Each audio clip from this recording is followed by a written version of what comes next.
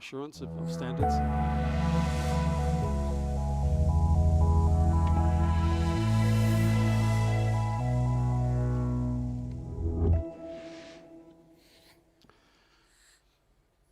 Ati he uri te he noku ka tauha, ka haka tau ko rangi nui e tuohune ka tauha ko te paihora nei.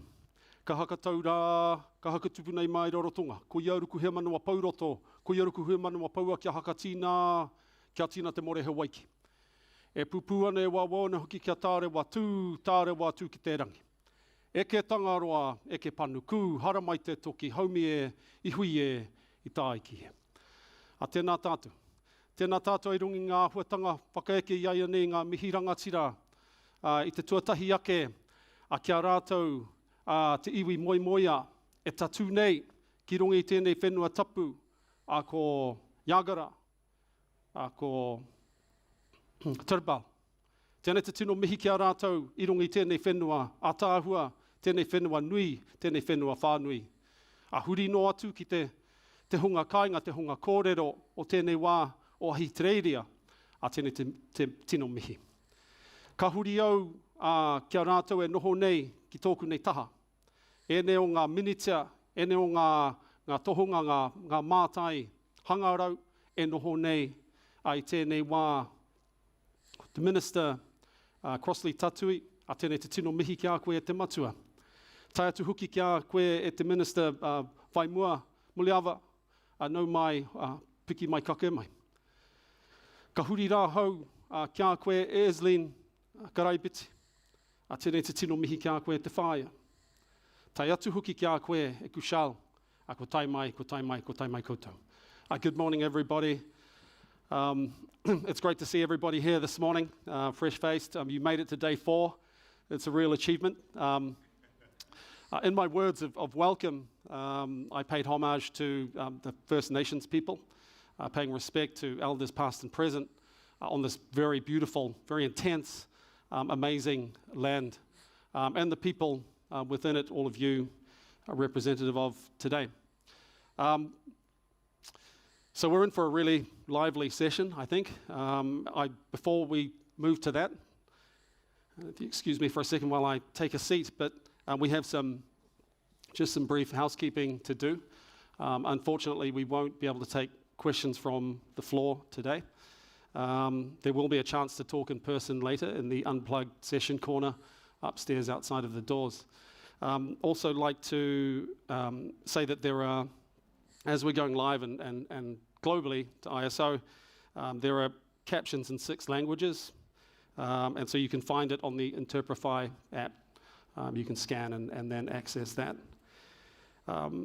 Also, I'd like to acknowledge Rachel, our very able scribe today, who's recording this in a language that's very universal, graphical language, and just to acknowledge her talents as well that we've seen unfold over the few days that we've been here. Before we start with our questions, I was asked initially when approached to moderate the session to show some of my research. As you know or have read about, I'm a professor of architecture at Victoria University of Wellington in New Zealand. I'm also an Indigenous scholar of sorts. I'm a practitioner, an architect, and I'm a director of my own company. I'm a director at a large commercial firm in Auckland. So I'm going to show some of my projects in a minute, and I don't have very long to do that. But before that, in English, I'd like to just introduce our guests, our esteemed panel today. Honourable Minister Crossley Tatui, to my immediate left. He's the Minister for Infrastructure and Finance in Niue. Kushal Raj, immediately next to him, Director of Climate Change, Fiji Climate Change and National Designated Authority. I also understand that he has a portfolio of the Conservation Institute. Eslin Karaibiti, Director General, Ministry of Climate Change, Adaptation, Meteorology, Geohazards, Environment, Energy, Disaster Management from Vanuatu. And the Honourable Minister Vaimua Muliava. His contribution to digital transformation, technological innovation, construction and the public service over the territories of French territories in the Pacific, but is based in New Caledonia. So welcome to our speakers. So some of the research I will quickly show you today, and I wanted to set the scene, I guess, in terms of some of my work and some of my teaching work, especially academic side of what I do, as a kind of a window into potential implementations of traditional knowledge in particular. I work with very able and capable students, master's level, and I have 2 PhD students that I co-supervise as well. And we look at how Indigenous knowledge can be applied to modern day contexts and to solve contemporary problems. I run a program called Corporate Spheres, where we look at the worth of the Māori economy in New Zealand. We look at placing students within tribal contexts in order for them to I guess, redevelop and reinterpret corporate space and to culturalize or indigenize corporate space. The Māori economy is worth 70 billion conservatively a year. It's made up of 60,000 SMEs, all selling generally Māori products and services. So it's a real, up until now, there's been a 400% plus growth in the Māori economy from the times that we settled in the mid 1990s. So we normally we place students with iwi, with tribal groups, in order to do research with them and to redevelop this space architecturally. It's a very vibrant space. There are generally three main iwi, but and tribal groups, there are more. And so you can see their settlement value and their post-settlement value with an incredible growth rate. So we try and get students to understand that space. I also run a lab called Situa, Site of Indigenous Technologies Understanding Alliance, bit of a mouthful, but we work with getting students out behind desks and from behind computers and working with iwi, working with tribal groups in order to produce innovative solutions. But we also try and get them to adopt traditional lenses, so to create new Indigenous technologies. We work with biological systems, for want of a better word. In this project, we developed a 3D printer that would utilize biological organisms to help us to solve a problem of slumping within clay printing. So we're using these traditional means of understanding biological creatures and insects, and from birds to small animals to insects, to help us as part of the manufacturing process. And so we're trying to. With my work, I try to get students to invert their lens and to adopt a more traditional lens on how we can create high-tech and low-tech intersections. This is another project where we looked at scripting and coding iwi behavior, tribal behavior, into an intelligent model of sorts, where we could look at creating spaces and territories using digital tools. So we work with very solid definitions of Māori organisation, from tribal groups to status when you're in different territories and so forth, to create new urban conglomerations. So heavy use of digital tools. In this particular project, we built a collapsible 3D printer. We worked with an iwi, a tribal group on the East Coast, to help to revitalise their connections to their traditions, but also to start creating wider products and services around material-based domains, so materials that are found in those contexts. Also involved in bringing back forensically a lot of traditional architectures that have been lost through the colonisation processes, where they have not been as durable in making it through the colonial gauntlet, for want of a better word. So we look at bringing back traditional engineering structures. We look at Indigenous proportional systems and mathematics. Another project where we looked at shoreline erosion mitigation, where we adopted a high pressure ground grouting system, where we tried to mimic tree roots. But we looked at atua, which is a concept in Polynesia, and especially with Māori as well, around the unseen intangible forces, the physics that can be part of how we produce things. So creating these high performance foundation systems, and also excavatable structures. This is a project I'm very proud of, which is completed 2 years ago, which unlocked. It was one of the first forays into looking at Māori mathematics and Māori geometries. I was asked to come on board with the design team to try and understand how these geometries worked and how they performed, more importantly.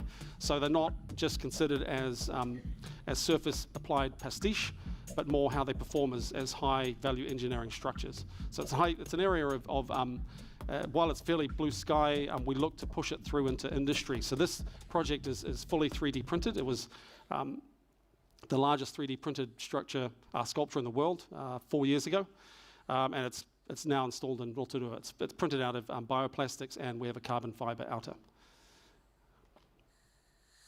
And so rounding up, so here is the sculpture in place. It's 12 meters high. The engineers took 6 months. We engineered it with a non-verified engineer. We engineered it in 3 days using a computational algorithm. So our adoption of digital tools is to try and leverage how we move into the future as Indigenous people, how we bring our Indigenous ideas through our traditional knowledge that is so full of solutions and I guess help us to resolve modern contemporary problems. This is my last project that I'm showing you. Worked with the Robinson Institute, and we looked at the taurapa, which is on the Māori canoe. As you might know, it's actually an inverted keel. It's not an in-water keel. It works with creating drag and turbulence through the high filigree carved surface. So looking at things that are considered as ornament as highly performative things within an Indigenous framework. And so we do a lot of testing, a lot of computational work.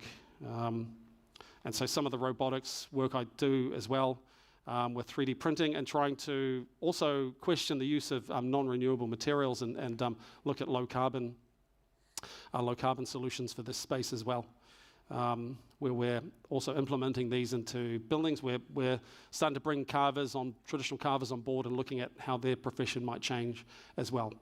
Actually, my very last project that I'm showing before I wrap up is an article I wrote recently for Architecture in New Zealand, a journal article, and it's for the Living Building Challenge. And as we know, the Living Building Challenge is the most stringent standards-based, verified and certified standard for sustainable building. And so out of the 780 projects around the world that are registered, only 36 in the world are certified living building projects. Māori have 6% of all international buildings that are Living Building Challenge. So the key note I'm wanting to get through here is that Māori values do align with very, very strict, excellent standards, especially around sustainability and environmentally sustainable design. And so it's my privilege to I guess, kick the session off with, and to set the scene, I guess, and to transition from my work, but to also draw upon some of the inspirations from the last few days, some of the principles of urgency and comments, and some of Kitty's great comments yesterday about capability and capacity and resourcing, and some of the challenges to implement standards, especially in the Pacific. In New Zealand, we're cushioned by standards in a way where we can mitigate up to a certain point because of the standards that we employ, and so we are less connected to the reality of what happens on the ground here and in the islands that the speakers represent today. So on that note,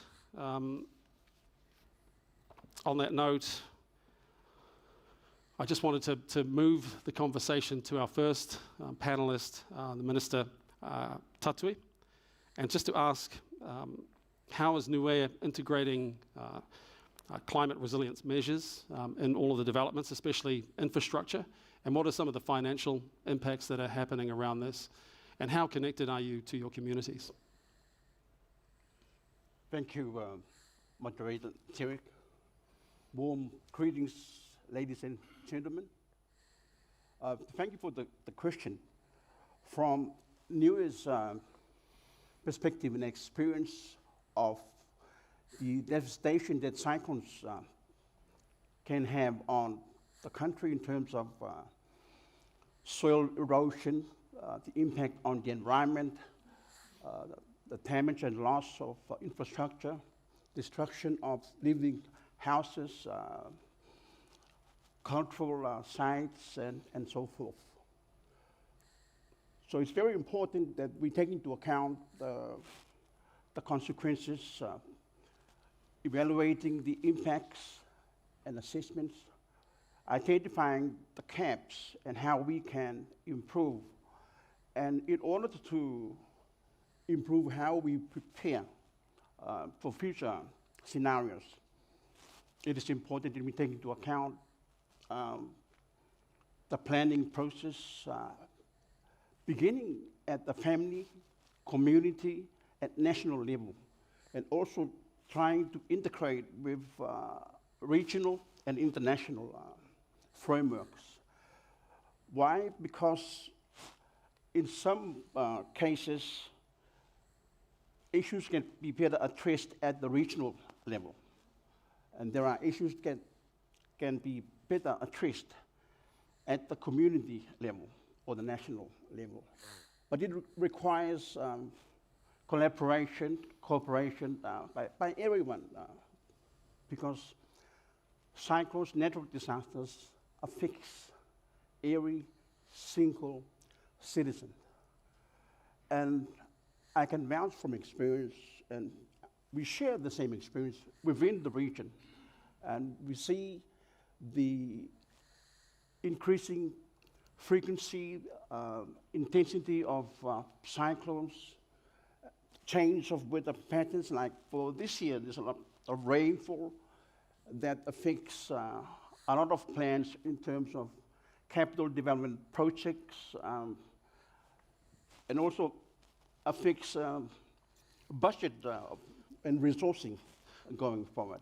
We need to review and adjust budgets to meet the circumstances. Minister? There's a lot of challenge that we need to be proactive in what we're doing, because cyclones are iterative. We can plan as much as we can, but at the end of the day, we have no idea what to expect when the next cyclone or natural disaster can occur.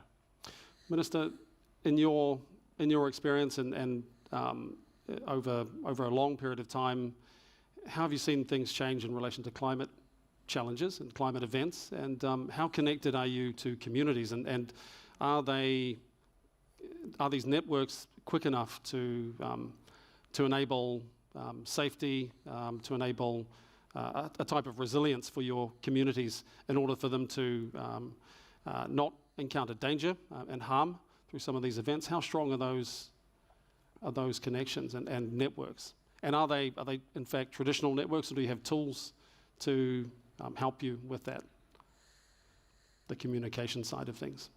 Well, communication is probably the most important activity that must be strengthened at all levels, including the communities, the villages.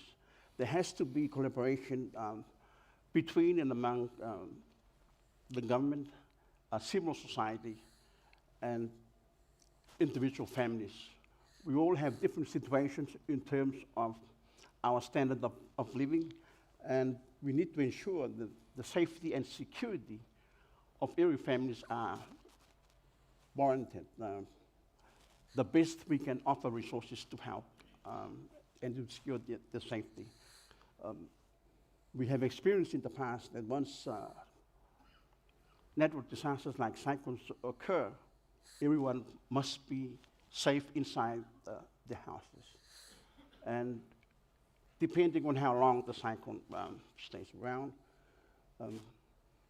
we just pray that things will be better, will be able to recover as soon as possible. And we appreciate from the past the assistance from overseas, multilateral organizations, donor partners like New Zealand and Australia, because the consequences of natural disaster, no single country can be able to recover immediately without external assistance. Thank you, Minister. Over to you, Minister Muliava. Are things similar in New Caledonia, and how are you building resilience into some of the urban planning projects that you're doing in housing, being aware of some of the extensive projects that have been carried out at present? How are you building in resilience, connection to communities, and so forth in New Caledonia? Thank you, Derek. Warm greeting to all of you. And would like to apologize because I speak broken English. I speak French. So sorry if I hurt your ears. I will try to do my best.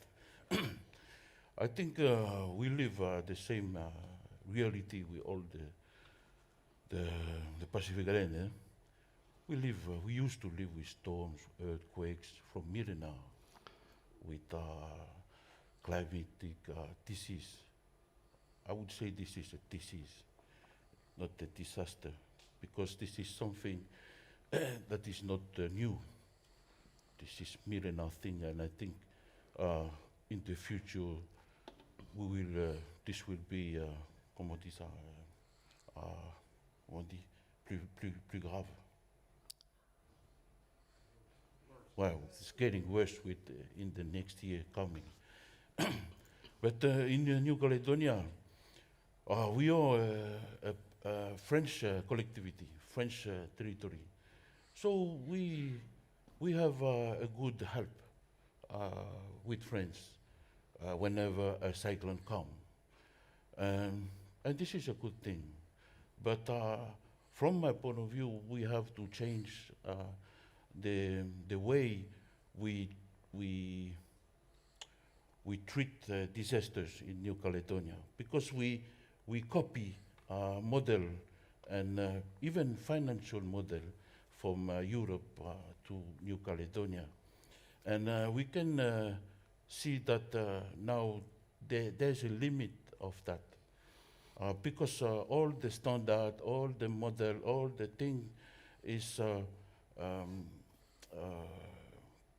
adapted to Europe, adapted to snow, low temperature, all that kind of things. So it doesn't make sense, you know?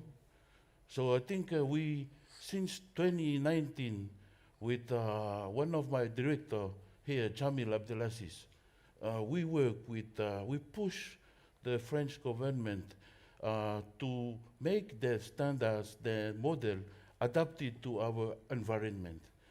And we cannot do that by ourselves. So we work with the French Caribbean territory, you know, Martinique, Guadeloupe, Martinique, Réunion. So we work with them since 2019, pushing the French government to help us with their technicity, their technology, their expertise, to make their rules, their standards, their way of working the disasters, shape it for adapted all that kind of things to our reality. So this year, finally, the French government, especially the Ministry for Overseas Countries, Minister General Darmanin, with his teams, allow us to work with the Caribbean, the French Caribbean, and the Indian La Réunion from the Indian Ocean, with the expertise of construction, the Agency of Quality of Construction, and the Bureau de Normalisation et de Techniques de Construction of France, work with all the local expertise from Caribbean and Pacific and Indian Ocean to try to adapt all the models, all the standards. And the other things I would like to add, because I support the work of the Molofaha, Derek Kaviti. I think, and it's not only a Pacific Island thing. I mean, this is the universality of humanity. We have to dive in our past to see how to investigate all that knowledge and all that know-how of our forefathers, not only here, even in Europe.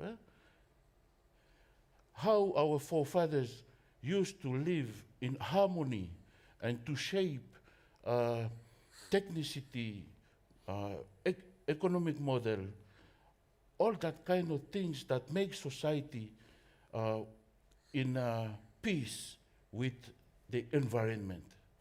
I think the time that the humanity think that he can dominate Mother Nature, this is this time that we started to fall, and we still fall. We're still in this process of falling. So I think the future is a mix of tradition and technology. And when I say tradition, it's not something frozen. It is something alive, and it's a changing thing. But we have to put in our science, our technicity, the human being. And the human being is only a part of our environment. We are not on top of a whole. We are among a whole. So as soon as we will understand that these things that our forefathers already understand, we will shape a better future for us. So this is why the work Derek is doing is really interesting. But how we can work with this way of thinking and make it something we can build an economy around it. This is the challenge of today. So I will stop here. Thank you. Because I Thank talk you, too much, Minister. huh? No, it is interesting in terms of how each panelist and each nation will adopt digital tools, whether it's environmental modeling and understanding the different frequency and climate effects, and the use of science to verify and help on that front. Thank you. And the importance of Indigenous knowledge, where that comes into built-in resilience within and to be accommodated within the standards that we have as well. But over to you, Esleen. I just wanted to ask, in light of recent cyclone events, how is Vanuatu dealing with resilience amongst communities? How has some of the work you're doing contribute to that? And just could you maybe shed some light on the realities of some of those climate events and climate impacts on the people, and how they've influenced your nation's communities and ecosystems in a very real way? Thank you, and greetings to you all from Vanuatu. Yes, the realities of the impacts of climate change in Vanuatu. When we talk about the impacts of climate change, many things you think about. As other colleagues mentioned, extreme events, reoccurrence, increase in the intensity and increase in the frequency, increase in water temperatures, acidity of corals, coral reefs, and all these demonstration of impacts of climate change. In Vanuatu, being located on a tropical cyclone belt, obviously, and we have the proof that our tropical cyclones are becoming more frequent and they are becoming more intense. After the last catastrophic cyclone way back in 1990s, we had this tropical cyclone Pam in 2015. It affected around 160,000 people. And it costed the government billions of Watu on the impacts. And only 5 years later, we had this tropical cyclone Harold, another category 5. Tropical cyclone Harold, it affected around 188,000 people in the northern part of Vanuatu. It also costed around 600 million USD as a cost of the impacts of this tropical cyclone. And only 3 years later, we have the twin cyclones, Tropical Cyclone Trudy and Tropical Cyclone Kevin, that occurred early this year. They affected around 190,000 population of Vanuatu, and with a cost of around 800 million USD. And this is not, this is significant as disaster impacts of tropical cyclones in Vanuatu. While we were trying to recover from Tropical Cyclone Pam, we were hit by Tropical Cyclone Harold. And while we continue efforts in recovery of Tropical Cyclone Harold and Tropical Cyclone Pam, we are hit by Tropical Cyclone Kevin and Tropical Cyclone Trudy. So this is the reality in Vanuatu on climate change. And the recent cyclones impacts were more catastrophic because they occurred at the 3rd year of a successive La Nina period from the 3 years. So the impacts are significant compared to the past cyclones in Vanuatu. So this is a reality, and we, as the government, we need to do something about it. We cannot avoid the tropical cyclones because we are not a tropical cyclone belt. We cannot avoid the impacts, but we have to build and strengthen our warning systems. So when we have all these tropical cyclones, of course they destroyed our environment, especially the tropical cyclone Harold. It destroyed the island that hosts our biggest conservation area. So there is a huge impact not only on the human beings but also on the environment. So for human beings, we need to strengthen our early warning systems. So now we are working with our partners to strengthen our early warning systems, installing more and more automatic weather stations. Also, we harmonize systems, standards between the Met services and the response agencies. It is very important for these two agencies to be able to know how to coordinate in times of a crisis. So these are some of the efforts, and of course the early warning systems that we are building, we ensure that they meet the international standard so that they can give us accurate data. And talking about traditional knowledge, we also know that I think most of our countries can acknowledge that as time goes, the new generation are tending to forget or tending to not know what our ancestors, how our ancestors survived the tropical cyclone. So we are also building our database, traditional knowledge database in Vanuatu, to encourage a new generation to learn about coping mechanism using traditional knowledge. Yep, that's a good point you raise. And how important is that for bolstering the spirit of Vanuatu people after such frequent climate events and post-COVID events? It's how important is it to keep the esteem or the spirit up of the Vanuatu people in light of these really more frequent climate events that are happening? Unfortunately, it is something, as I said, we cannot avoid. But we can see the need to be able to build this knowledge, the traditional knowledge in the community and in the new generation to be able to cope with natural disasters, not only tropical cyclone, but also other disasters, as Vanuatu is not only located on a tropical cyclone belt, but also on a ring of fire. Thank you, at the fire.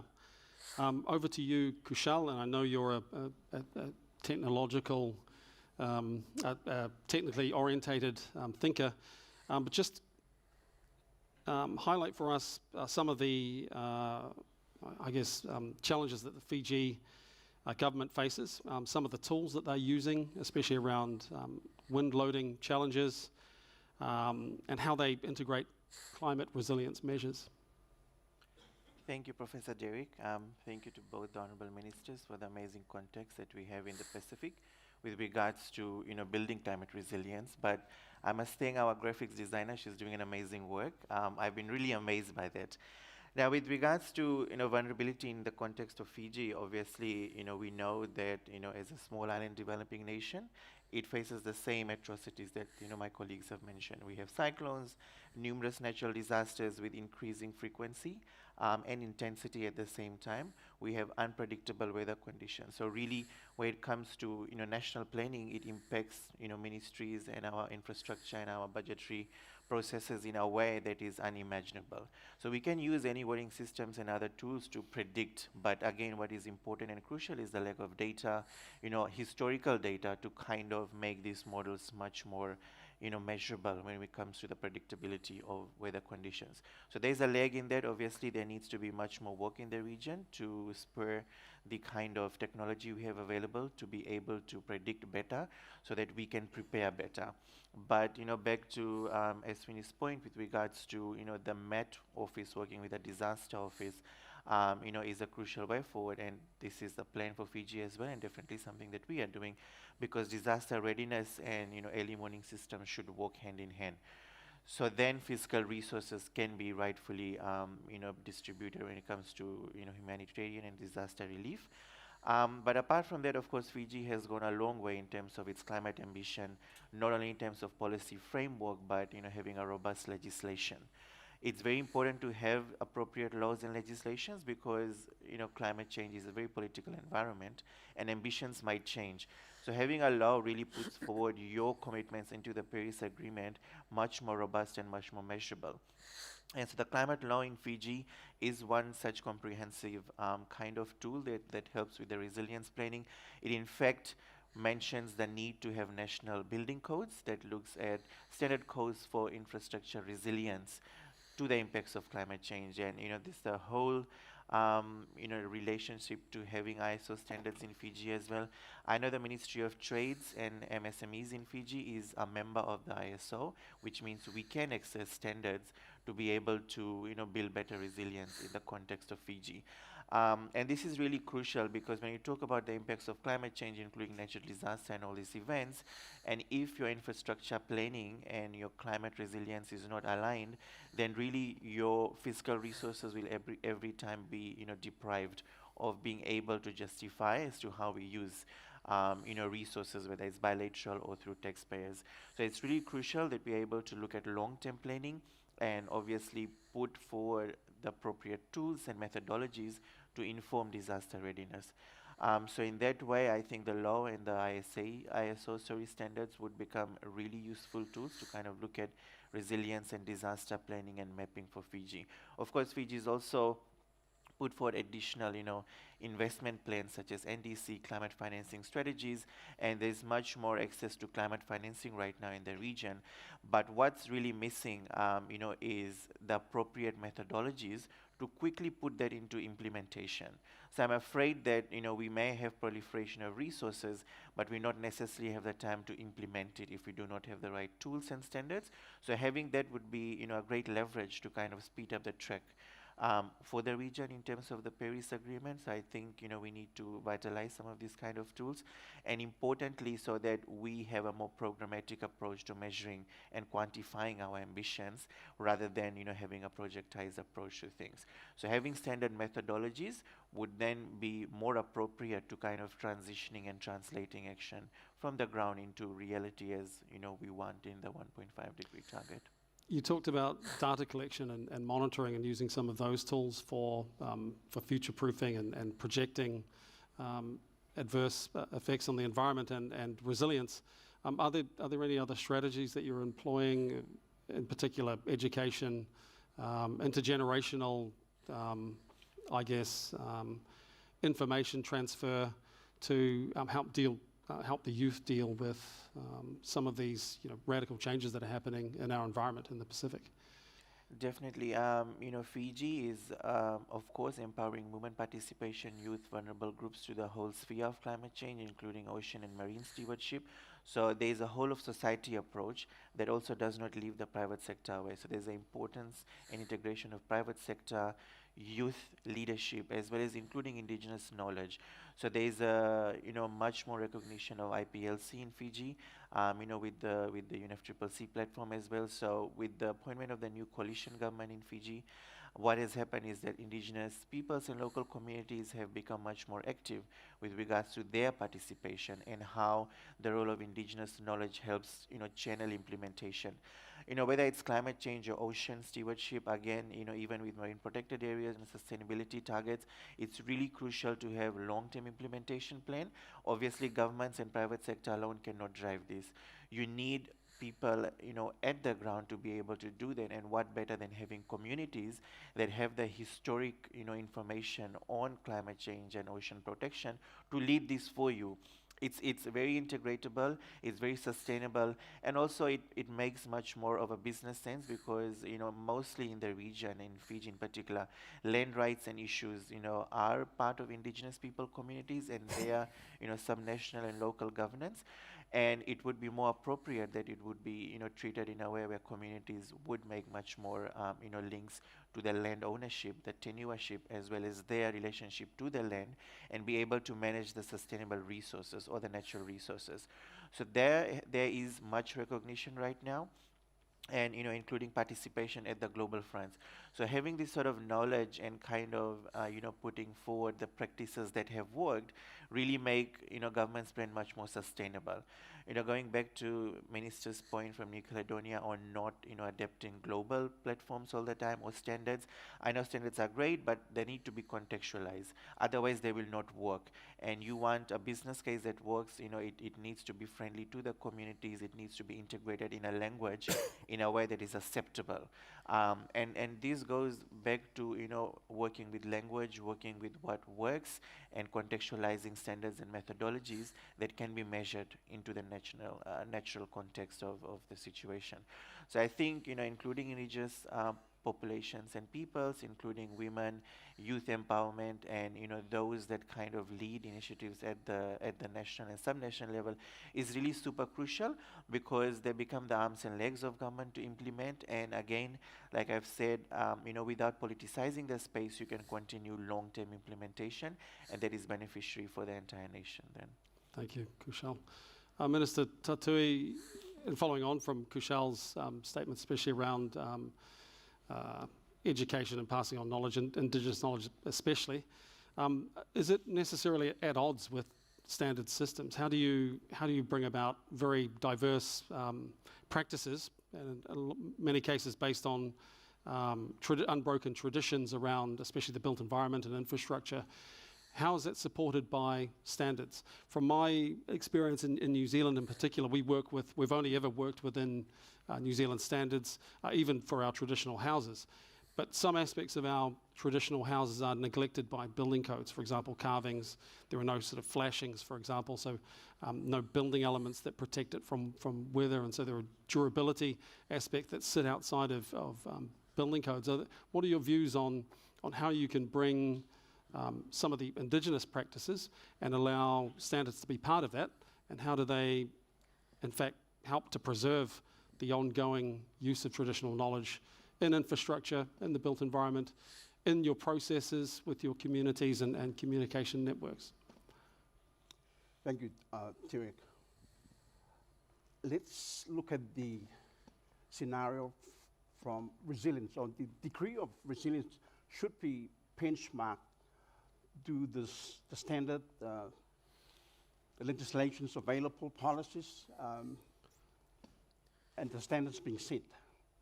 As we realize from past experience, that resilience is very fluid terminology, depending on the seriousness, the intensity of natural disasters, and every case or every time we need to make adjustments to meet new standards in terms of product design and manufacturing, for building materials, or we name it.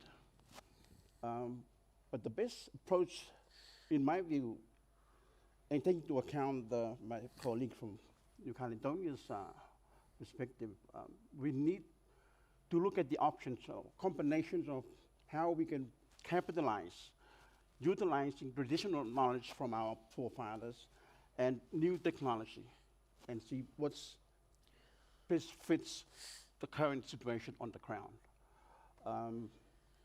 In our experience from Cyclone Heather, we have concrete buildings which were destroyed by the cyclones, and storm surges, which is unbelievable prior to the cyclone occurring. And therefore, we need at that time to agree on relocating communities to the upper tiers of the island. And that requires a lot of capital financing, which is not straightforward a project to do. And people are struggling to vacate or leave behind their cultural settings over many years. And it will take time to fulfill those type of strategies about preparing for the next challenges of cyclones to come.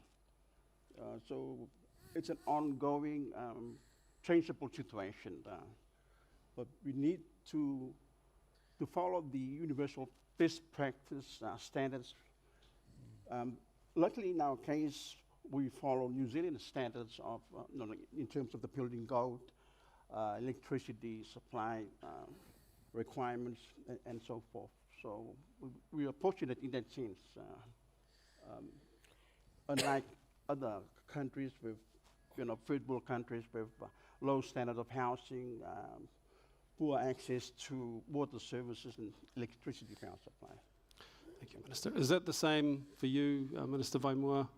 And especially understanding that I think throughout the Pacific there are a tried and trusted, and I'm referring to the built environment again, being as an architect, but the indigenous architecture with the evolved and non-stylistic evolution over time, so they've been honed and honed over time, is how do these indigenous architectures, and probably a question for everybody, is how do they fit in with current building codes? Can they be accommodated? And can they be preserved via the standards system? Thank you, Derek. I think it's about mine decolonization. We only have one architect, indigenous architect. But this is not the point. I think the point is, this is, it's been 3,500 years now, more than 3,500 years Pacific Islanders are alive. In such a challenging space, 1/3 of the planet, few land resources, few water sources, only sea. Normally, we were already dead because earthquakes, all that kind of climatic disaster. But we are still alive. Why? Because we used to work together. That is why I can understand your language. I can understand the language of Motu people in Papua New Guinea. Those from Rapa Nui in Pasqua Island. We can go to Hawaii, same. We can understand because we have similar words, similar gods, Tangaloa, Maui, all that kind of gods. And I think our forefathers knew the cupidity of human being. So that's why they made ecology a religion and personify any kind of nature, even the ocean, even the tree. When you cut the tree, you have to ask. You have to make a prayer. Nowadays, we laugh. When we see that kind of behavior, we laugh, We laugh because we are arrogant. And it's not a Western thing. It's a modern thing. It's a modern thing. So I think we have to act like our forefathers. work together, bond, share our experience. And with the colonial history, Australia is here now. New Zealand is here. They are like two big canoe. Of course, there's many things wrong happen, and blah, blah, blah, blah, blah, blah. But now we are in 2023. We have to use this history to make it an opportunity, because a lot of expertise is there. And we can marry this expertise from the 200-300 years before with the millennial know-how and tradition that you are revealing today. So this is the challenge of today, because what happened here, we will feel it in New Caledonia. Well, what will happen in Papua New Guinea, we will feel it in Vanuatu. And now the world is becoming a village. The Russian crisis, we feel it here. What happened in Hawaii, we feel it here. So I think this time period is the period of our forefathers' way of thinking, and put the human being and the nature at the core of everything. I think we have three challenges.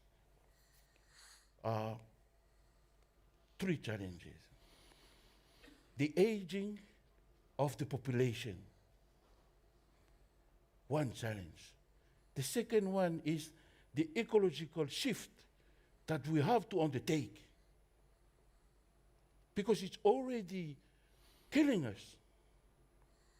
The third one is the industrial and the agriculture reinvention. We have to reinvent. We have to innovate the agriculture and the industry in the world. But these challenges are more important for the Pacific Islanders, because we are an island. Small people, but with big heart. Thank you, Minister. And Aislinn, do you agree with the Minister's comments around, especially around interconnectedness, and when something happens in one part of the Pacific, it's felt in others?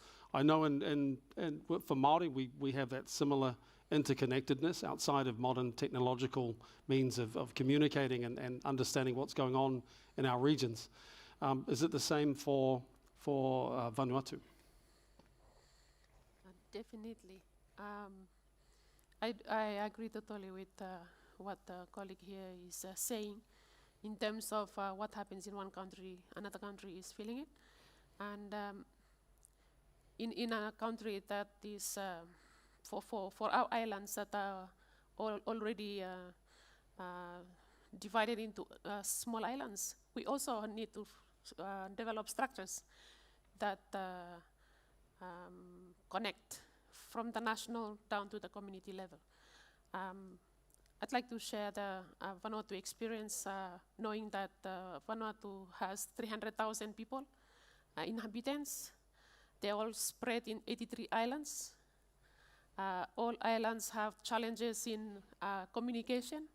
They have transportation and communication challenges to reach those islands, and all people are dependent on natural resources for survival. And to be able to, and they are also very isolated in times of disasters, because they are spread, they are very remote.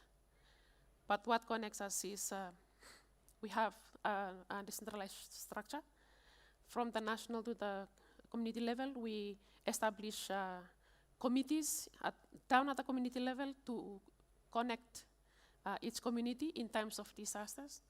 So our islands are divided into 6 provinces. Each province have area councils. So in total, we have 75 area councils from north to south. And in each area councils, we have several disaster and climate change committees.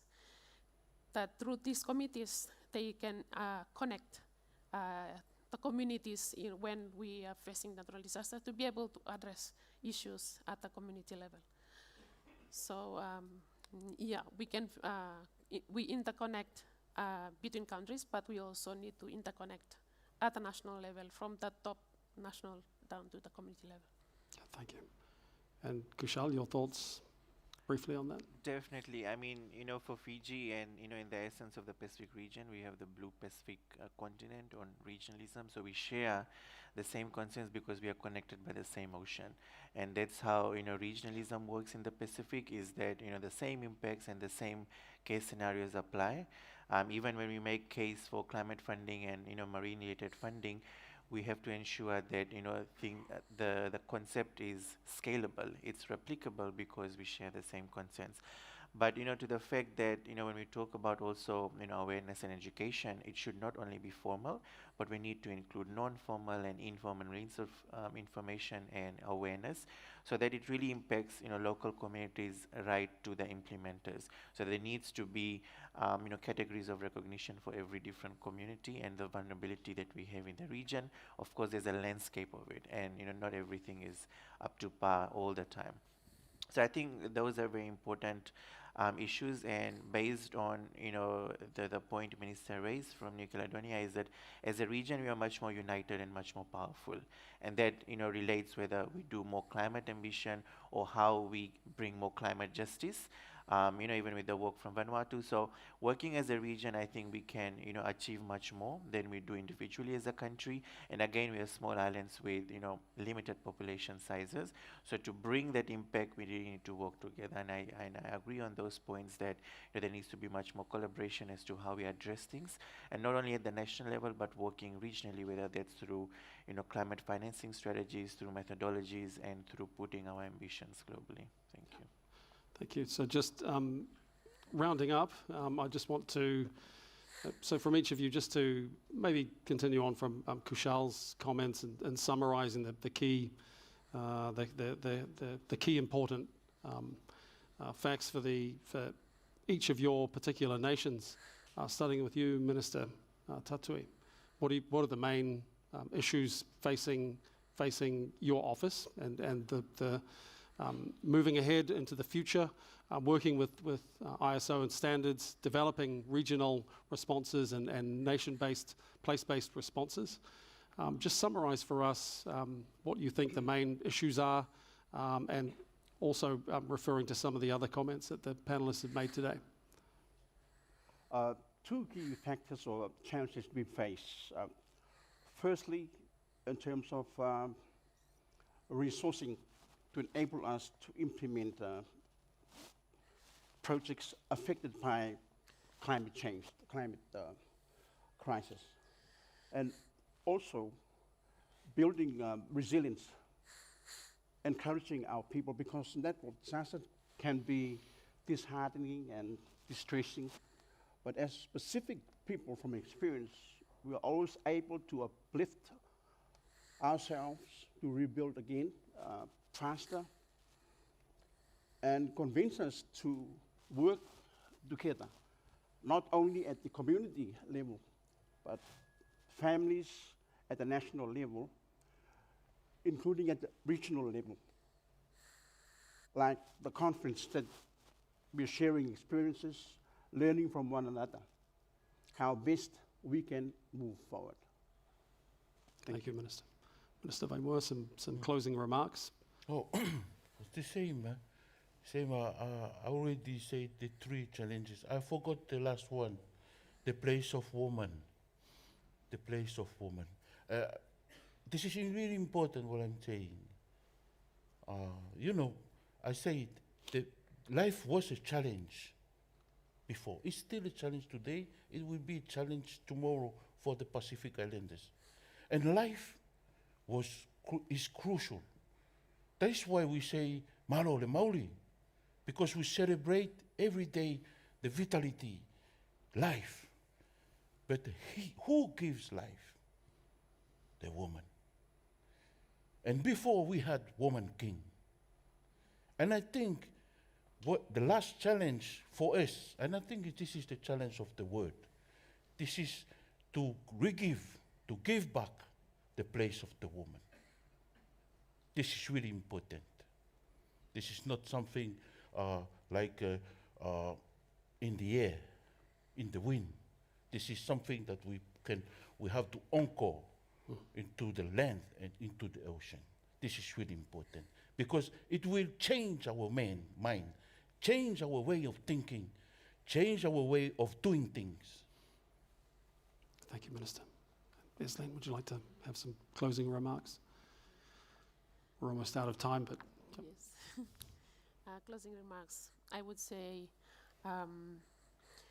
it's important to build standards. When we have all those impacts of natural disasters, most impacts are on the infrastructure. Why? Because of lack of standards in the building constructions. So it is important to build standards on infrastructure, but also in all initiatives that we undertake, and also from at all levels, from national, and be inclusive as much as possible in the way we build our standards. Thank you. Kushal. Thank you, Derek. Just 2 key points. Number 1 is that we need to be very futuristic with planning, as governments in the Pacific, which means if we have robust data sets to inform us what our adaptation needs are, we must work on that. It could include relocation of communities as well.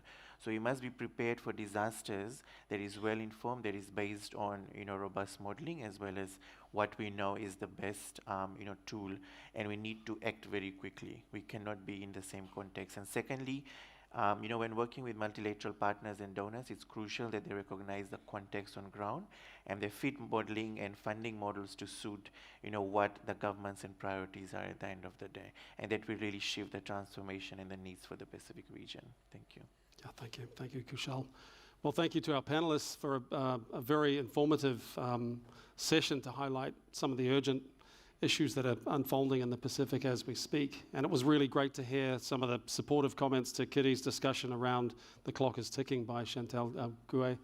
I'm very appreciative of that, and trying to understand the immediate urgency of these climate issues that are happening, some of the insights into resilience and how the various nations are dealing with that within their communities, with some of the systems that they develop and the tools that they develop and some of the technologies that they're leveraging. Please join me in thanking our panelists.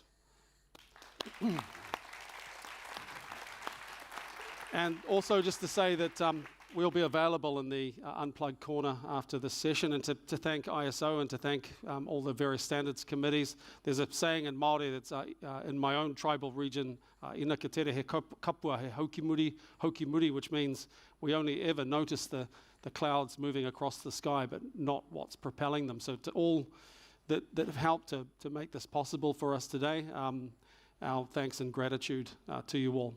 Kia ora, everybody.